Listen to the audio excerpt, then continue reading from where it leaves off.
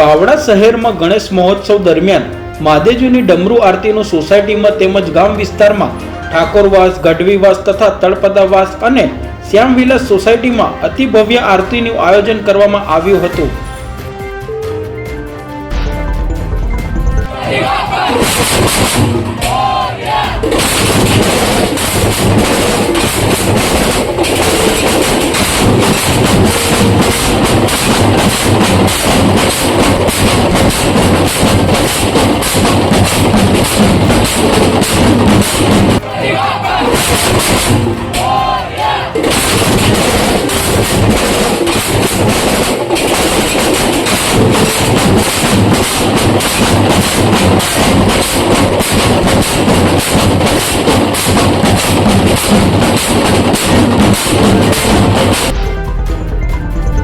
તેમાં બ્રહ્મ સમાજના ભાઈઓ તેમજ અન્ય સમાજના ભાઈઓએ ભાગ લીધો હતો।